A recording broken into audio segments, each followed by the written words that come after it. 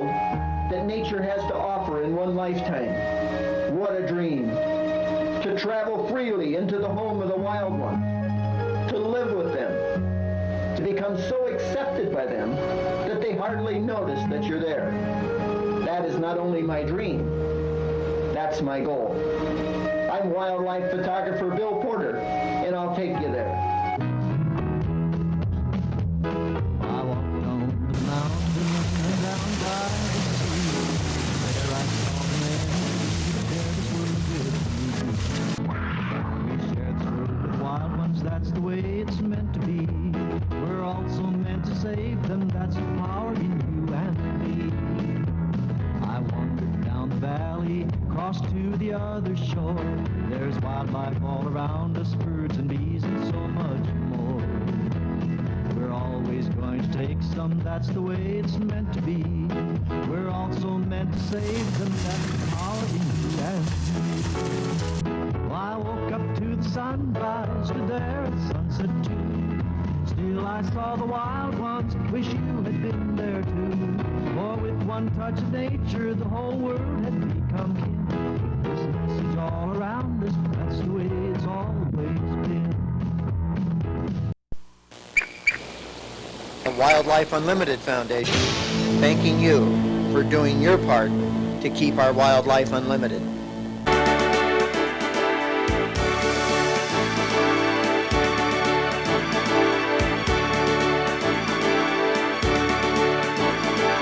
I'm wildlife photographer Bill Porter, and I'll take you there. Sometimes they're cute. Sometimes they're beautiful. Other times they're simply amazing. But it's always exciting in the wonderful world of the wild ones.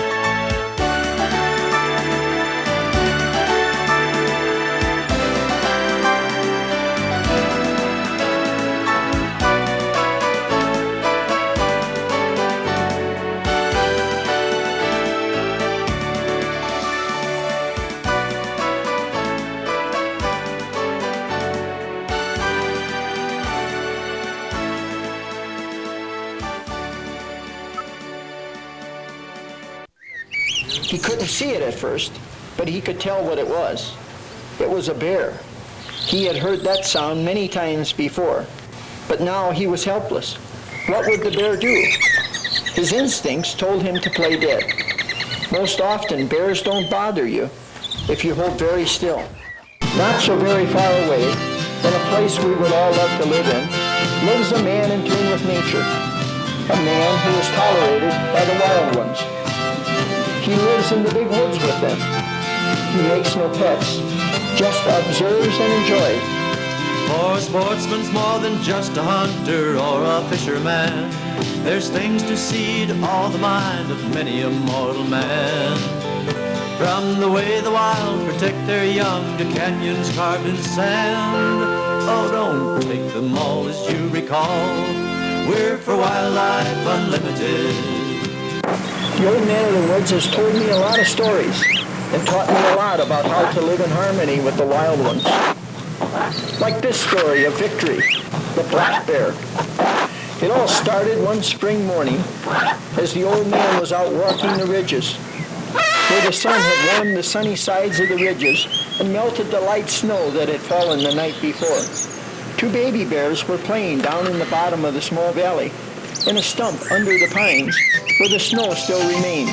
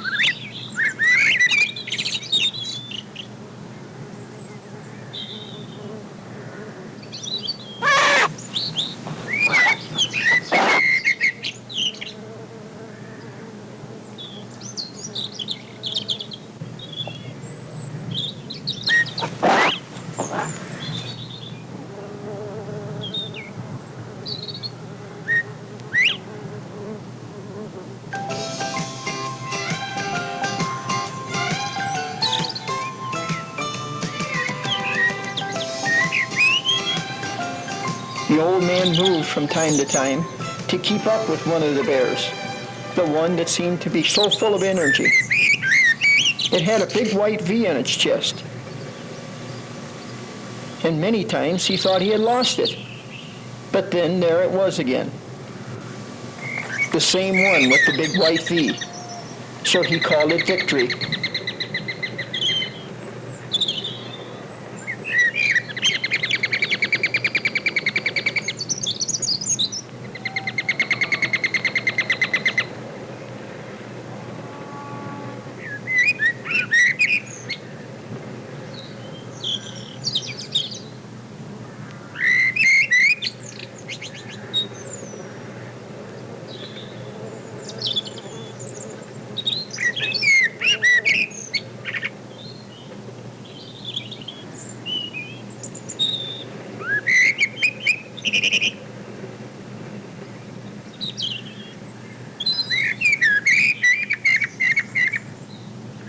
As he moved along, he would check out the birds in the trees, like this yellow warbler and the female yellow-bellied sapsucker.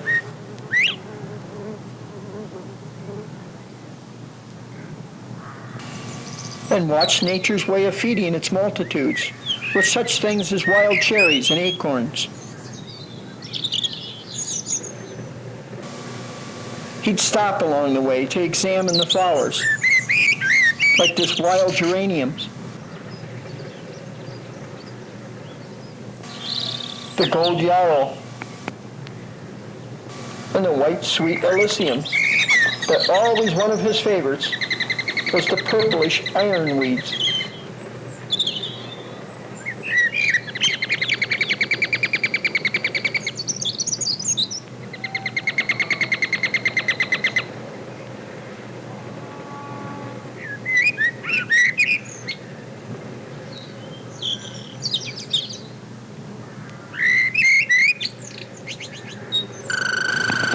Even as he was fishing, he spent much of his time watching the surroundings. This time he was watching what he referred to as an ugly bug, which really was the larva of the dragonfly. And the dragonfly was just starting to emerge. As he fished, he spotted several more in the area.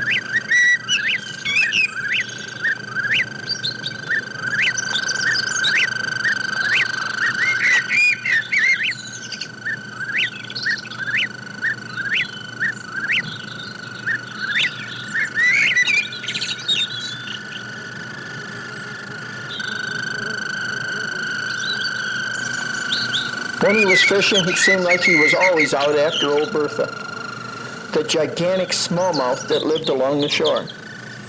He had seen her many times, but as of yet could not catch her. A damselfly landed on his hand for a brief moment.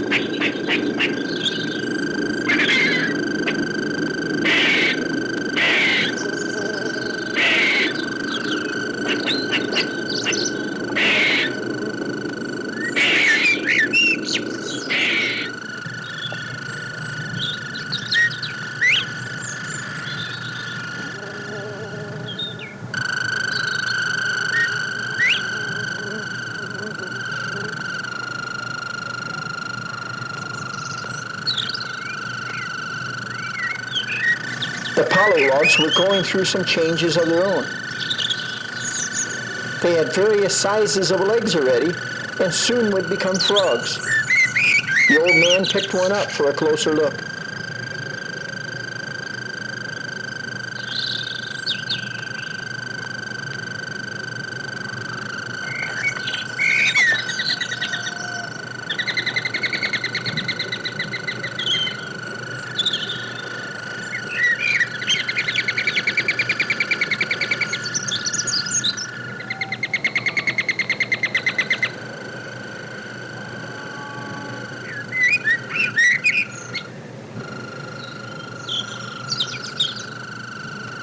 The old man watched his quarry, and up along the shoreline, a blue heron watched and stalked its quarry.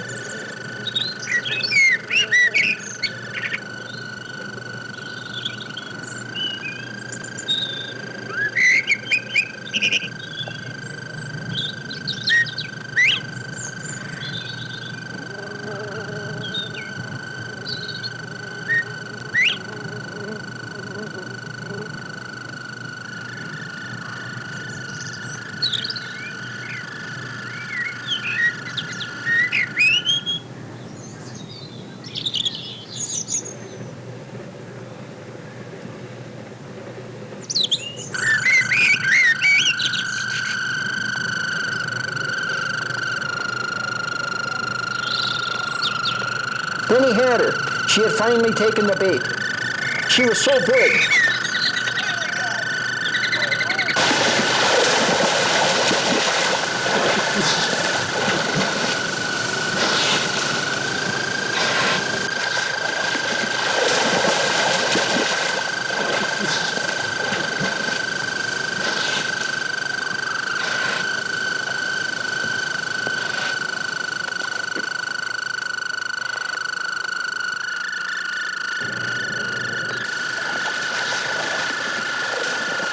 As he contemplated his misfortune, he thought, in a way, he was glad. He had always thought he would keep her if he caught her. But could he? Would he?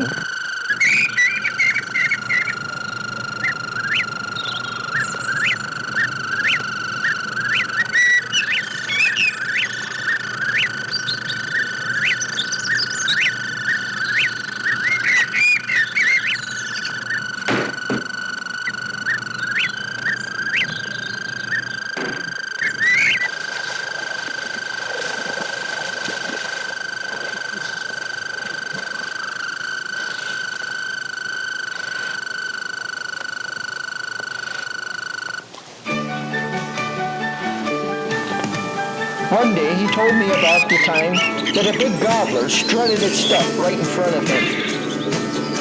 Wild turkeys not only fan their tails, but also stand out all of their feathers. This makes them appear larger than they really are, and they are more intimidating.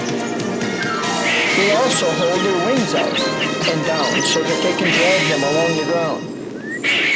Then as they strut by, they turn their whole tail toward whoever or whatever they intend to intimidate, and reverse it when they go in the opposite direction.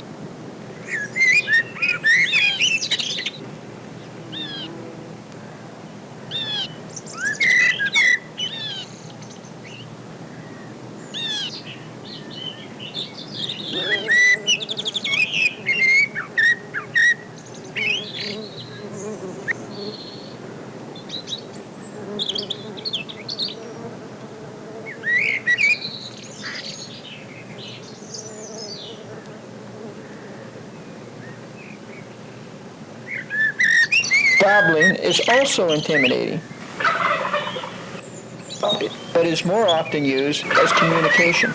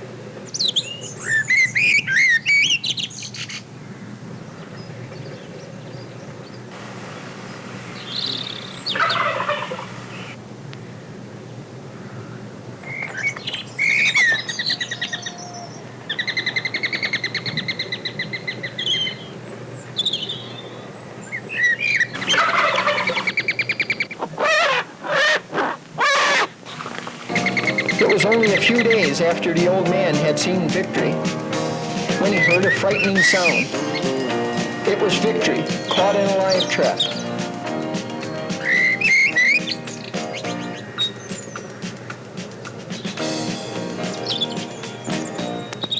Who put you in there? Come on, we gotta get you out of there. Easy now. Come on. It's all right. Come on. Get you out of there. There.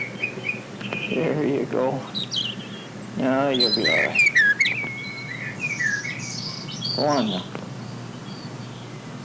Go on. It's okay. Go ahead now.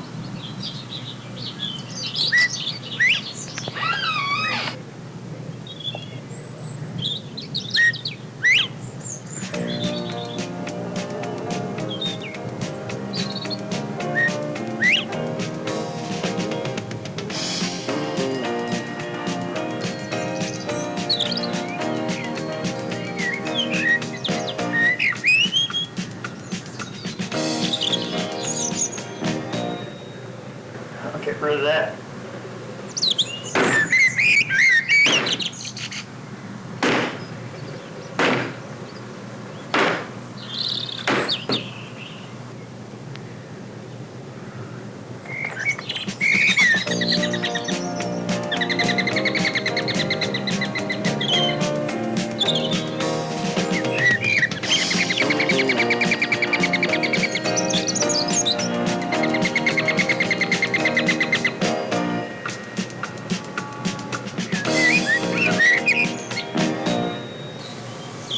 After he destroyed the trap, he went down to check on Victory. He was fine and already asleep.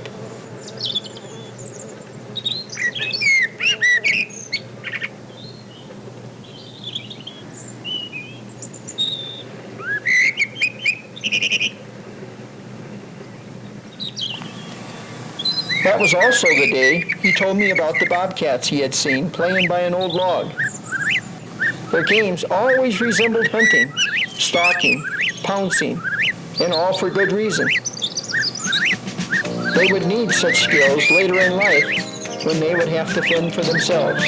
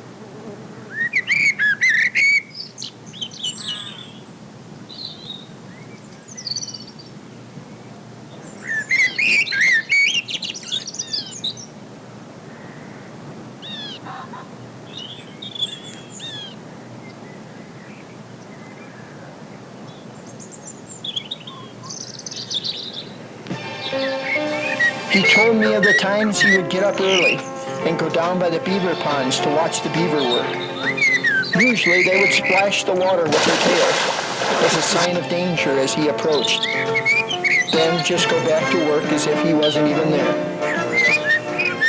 Their dam always needed work, either to repair or to build it even bigger. Always working.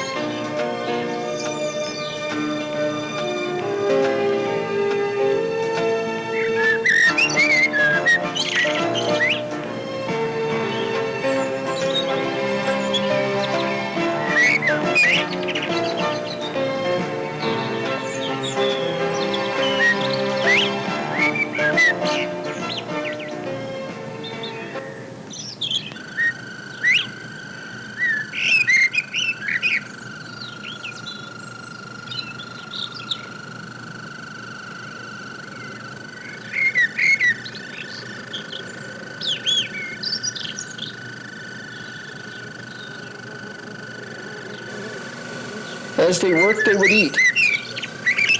The leaves didn't make a good dam, but one could eat them as they stripped them off of the branches.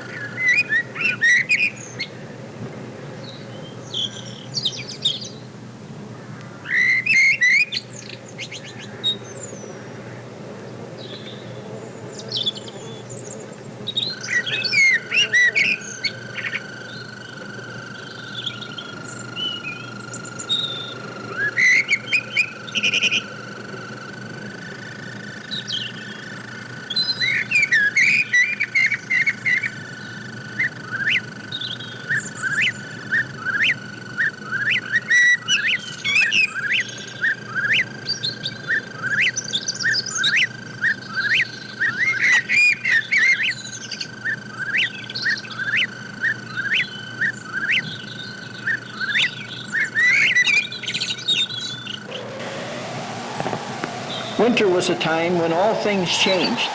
The white-tailed deer gathered together in what is referred to as yards. Old Man changed his habits too.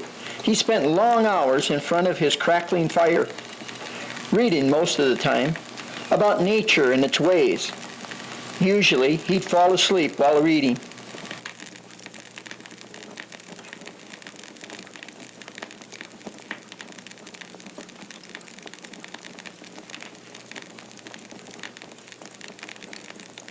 Many years had passed by since the old man had helped the little bear, and although he thought he had seen her a few times, he wasn't really sure.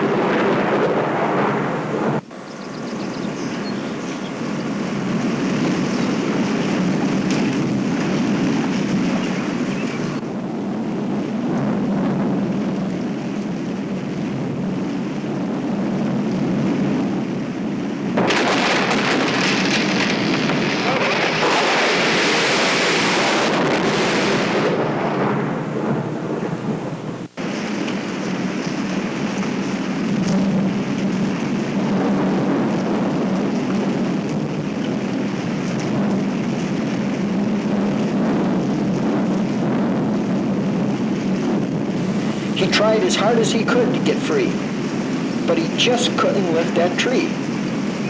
Finally, exhausted, he fell asleep. A bright rainbow crossed the sky as the sun came up in the morning. But the old man was still trapped. He just didn't have enough strength to move that weight.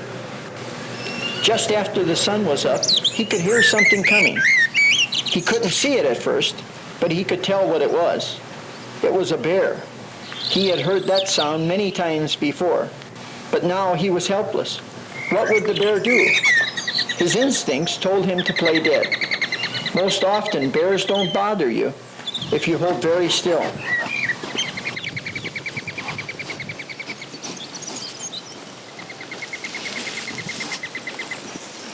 But this bear seemed very interested in him and seemed to be trying to move the tree.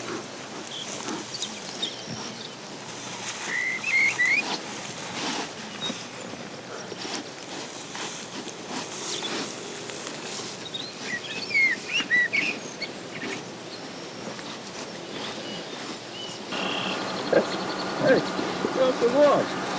You're supposed to move it.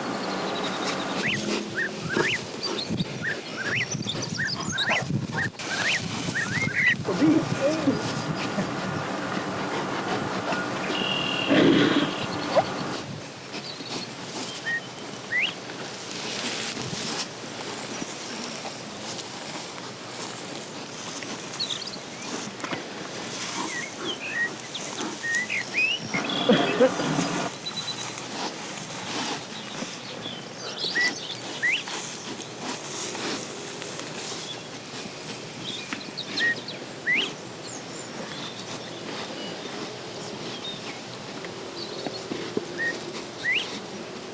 Was it because he was trying to move the tree? Or was it just his weight in the right place that shifted the tree just enough so the old man could slip his leg up?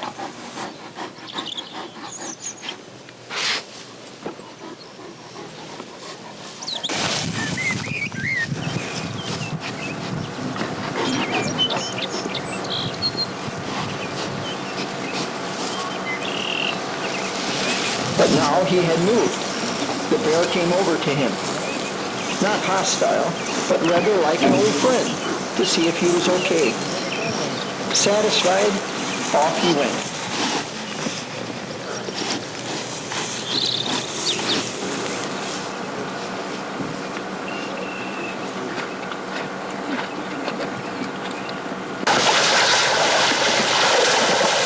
It wasn't until the bear had stood up that the old man really recognized her.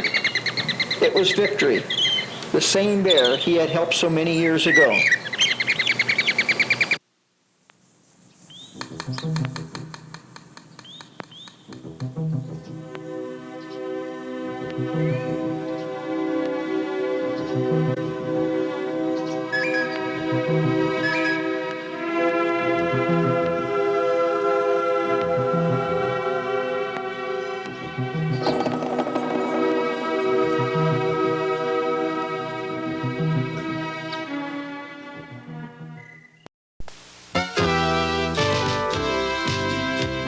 On land and underwater, sportsman and photographer Bill Porter with son John and family invite you all to join them at a spot in the country where we hope to see some wildlife still run free. We'll go hunting, climbing, fishing, diving, see things that help to set the spirit free. We might take some of the surplus that the good Lord has provided, always mindful of the sportsman's creed. So the wildlife we all love remains unlimited. Oh, Bill and Rose and little John, who's grown to be a man, will show you through a camera's eye wonders of the land. You might camp with them by mountain streams or run barefoot in the sand. But wherever you go, recall the creed, keep the wildlife unlimited.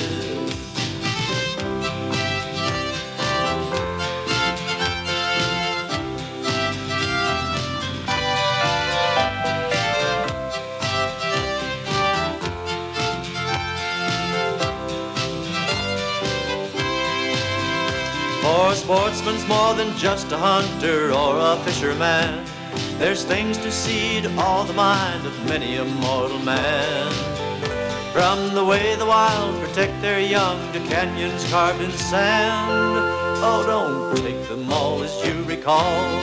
We're for wildlife unlimited. Yes, Bill and Rose and little John, who's grown to be a man, will show you through a camera's eye wonders of the land. You might camp with them by mountain streams or run barefoot in the sand. But wherever you go, recall the creed, keep the wildlife unlimited. Wherever you go, recall that creed, keep the wildlife unlimited.